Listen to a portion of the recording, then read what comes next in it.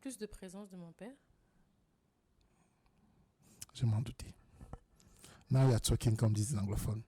Plus de présence de votre père. J'ai évoqué que une phrase d'un poète de notre pays, Ibinga Bomwana, vous a dit non, on ne vous a pas volé l'enfance.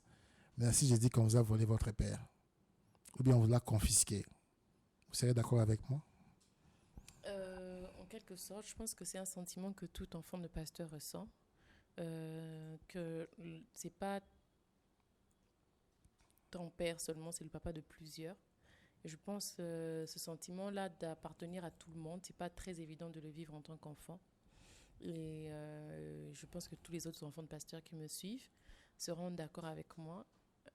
Moi, j'aimais pas qu'on dise notre papa. C'est pas, je disais, c'est pas votre papa, c'est mon papa, c'est votre pasteur.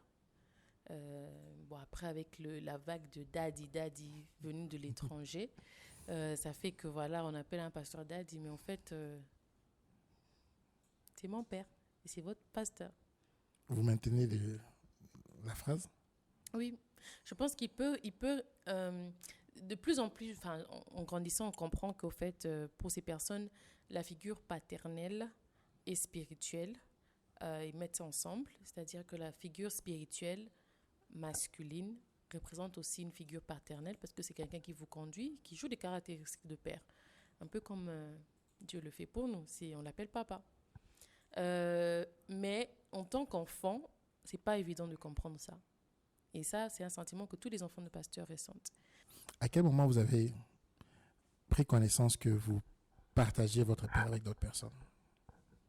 Je pense que dès que j'étais consciente que mon père est pasteur. À l'âge de 7 ans. Oui. Ok.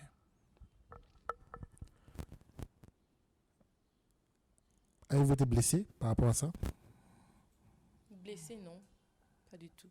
Dérangé, oui. Ok. Quelle est la différence vous faites? Parce que quelque chose qui nous blesse, c'est quelque chose qui nous fait pleurer, quelque chose qui touche nos émotions très profondément. Quand une mouche me dérange, ça ne me fait pas pleurer forcément. Ça touche pas mes émotions, mais c'est un sentiment qui ne me fait pas plaisir forcément. Voilà.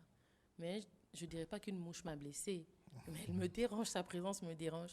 Je pense que c'est la même chose. Blessée, personnellement, non, mais j'en connais plusieurs, des enfants de pasteurs justement qui ont été blessés par cela.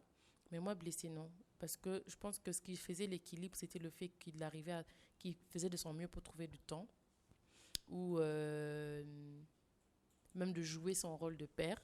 Je pense que s'il était démissionnaire, cet aspect-là, ça oui, ça allait peut-être engendrer de la blessure.